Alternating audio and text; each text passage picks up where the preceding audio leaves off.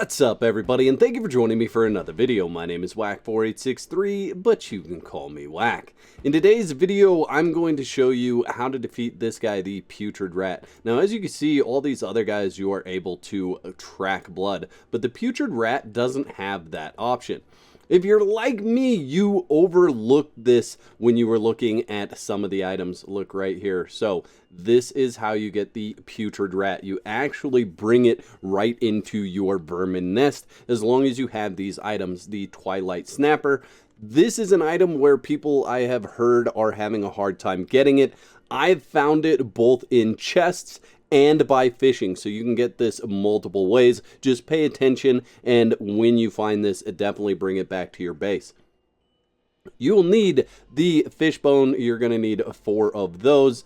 These drop kind of all over the place, so just pick those up when you get them. And then the grave dust, you can either go out and farm that in the different cemeteries, or you could just throw bones in the grinder in order to get that. But once we load all these items in there, you can see it takes about 30 seconds for the Putrid Rat to spawn.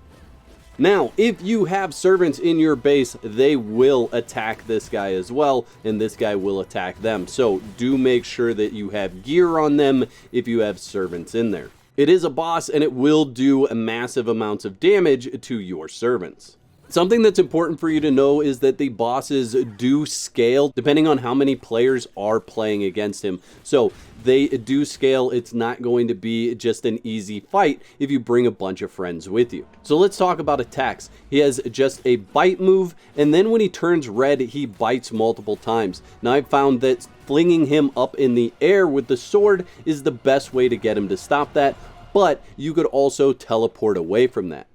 When he crawls in the ground, he's going to bring a bunch of giant rats out for you to defeat. The nice thing is, during this period of time, you don't have to deal with the Putrid Rat for a little while. He will crop back up, and if you haven't defeated all of the giant rats, by the time he comes back out, you'll have to deal with all of them together.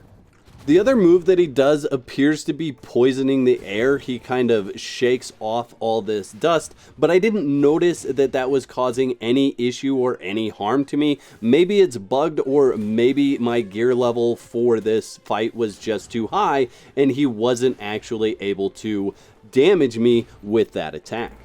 Now this is a level 30 gear fight. I am currently playing with level 42 gear in this video, so it will be a little bit more difficult to fight him if you're going against him with level 30.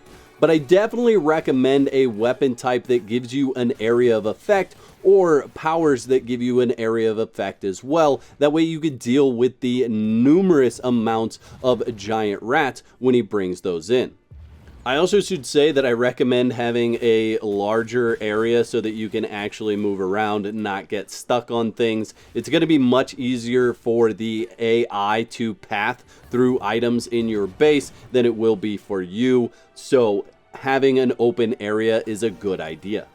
He is going to pop out multiple rats as loot, so you can pick those up when you're done. There you go, and then some bones. Now, what you get for defeating him is rat form. It is right here. The nice thing about rat form is you don't have a health bar or your name above your head, so you can hide pretty well in rat form. I'll just take him outside and into some shrubs real quick, just like that. He disappears pretty easy. So I haven't found that you can be seen by NPCs and just not be noticed as a vampire. They still freak out and say you're a vampire, but it is a very cool feature for PvP. And if you hide in brushes or on the other side of a fence as a rat against the NPCs, they will not notice you either. They have to actually directly spot you to notice you and realize you are a vampire. Go ahead and whack that like button if you didn't realize that you could just summon the rat. I'd love to know how many people were like me and didn't see that in the vermin nest. I'd like to thank all my YouTube members for your continued support. Y'all are absolute legends. If you'd like to become a legend, there's a button that says join on this page. Click that for details. There's 2 videos on the screen. Click one of those to watch next, and I'll meet you over there.